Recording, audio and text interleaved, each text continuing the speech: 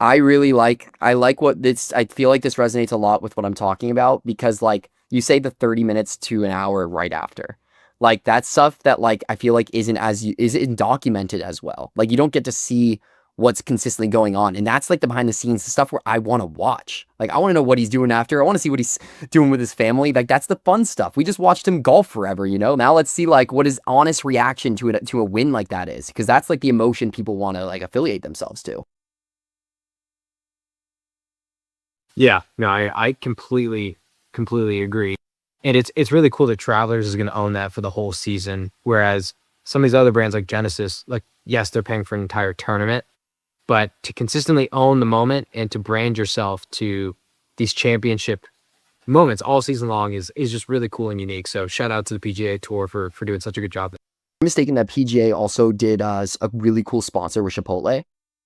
I think oh yeah, so the scorecards. I thought Yeah. that was one of my favorite things because that's a brand going above and beyond and making something really cool while it's low key subtle.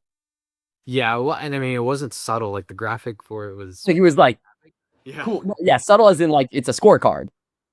No, I totally agree. I think one of the bigger things that teams could be doing is incorporating,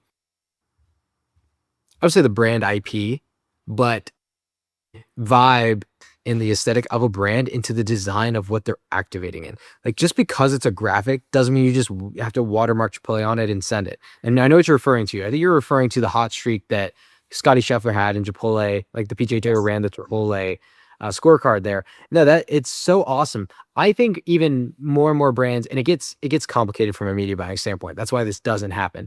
But that is also a great opportunity to just go like drop like a BOGO in text form, right? Like text chef your text Scotty to 9411 or whatever, and we'll give you a BOGO for a Chipotle burrito. Like I just think those moments need to happen Much more. much more often. But I totally agree with you. I think a lot of brands need to figure out how they have kind of stricter guidelines and maybe even creative direction for teams so that you can stand out outside of just a watermark on the PGA Tour. Like just because you're activating with a platform or a sponsorship model that seems boomer in nature, even though it's not. Like there's so many young people that engage with golf, you don't have to activate in the traditional sense.